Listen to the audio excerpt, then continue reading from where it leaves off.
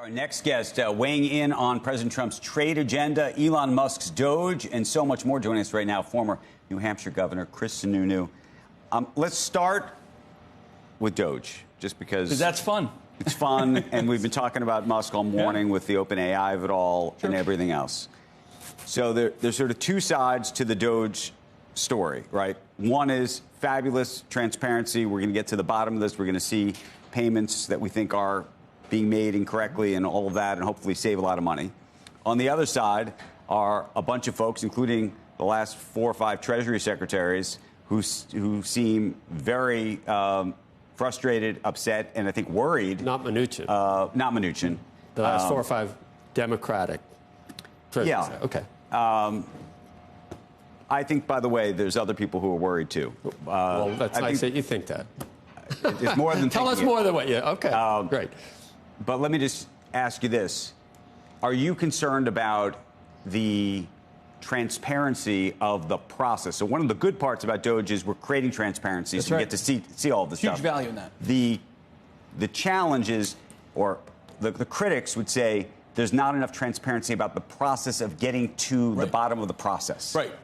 That's very true. I think people are still trying to figure out, well, how is this actually going to all happen and the authorities of which it happens? You give them credit, obviously, for going fast and hard, doing exactly what they told folks they were going to do, exposing. What they're really doing is telling all these agencies, it's not that we don't want NIH to exist or even USAID to exist, but we're going to whiteboard it and force you to justify your existence. None of these agencies have ever had to justify the results, the outcomes in their existence, so their budgets get bloated.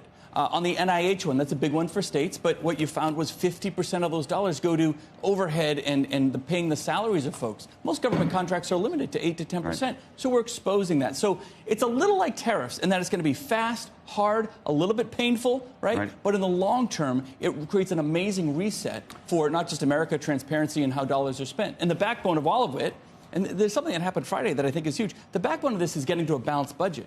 And nobody picked up on Friday, for the first time ever, President Trump tweeted the words balanced budget. Had never been done before.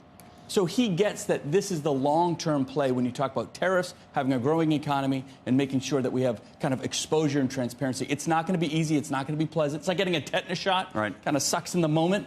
But in the long term, it's probably there are best. questions about what gets shut down quickly, because you go from the idea of thinking, yeah, there's definitely some fraud, there's some things that are being misspent. Most of what we've seen to this point are just things that Elon Musk or somebody else disagrees with fundamentally, and there's been some ridiculous things that we've found out that money is being spent on.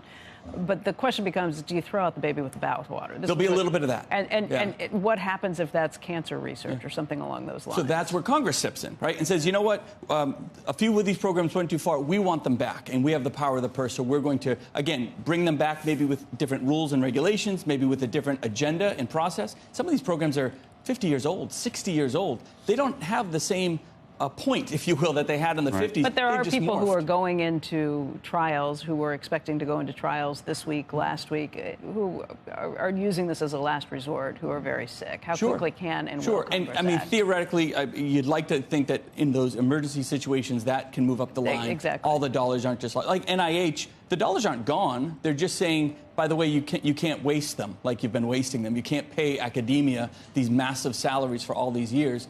You have to put, for every $1 million in research that the NIH puts forward, $850,000 has to go to the actual research, not to your salaries. That's a better thing. That's more efficient. You're going to get a better product out of it. What do you think, though, of the sort of unilateral view of cutting things? You're saying that Congress is going to step in. There's also this sort of larger constitutional question that's out there, which is to say, you know, the Congress appropriates money. We put a law. There was a law put in place in the 1970s that basically said if they say that they're putting this money in place, you can't decide you're freezing it. You can't decide you're spending less. You can't, right? Well, you can't objectively say you're not spending any of it. You can always spend less. If I'm allocated $100 million for a program in New Hampshire, I can always spend less. In fact, our budget is designed to spend less. It's called the lapse. The dollars lapse back into the budget. So you can always spend less than that. You can't not do it, but you also have to have an open and fair bidding process. How long does that take? You put out the RFPs, you hire consultants, you make sure everyone can come in. It isn't just doling out checks immediately to whoever's first in line. There's a whole process here that can effectively be stalled and slowed down if you really wanted to. But again, that's the power of the executive. His job is to manage that executive branch. What were you going to say to But that? nothing really. I was going to say there's two, during the pandemic, it was like we need to fix this, and if something falls through the cracks, it's all right. When that's over and you get back to where you can actually look at things, I think there's, on the left, there's almost a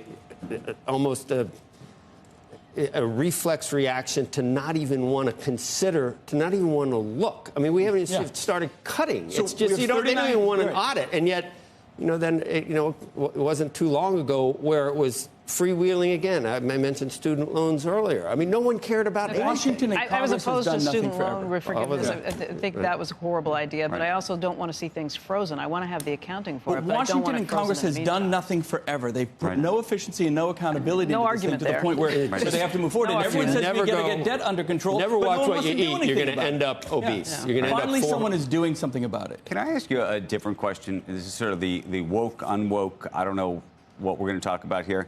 So Google just deleted its Black History Month from the calendar app. Like Why? I don't know if that's woke.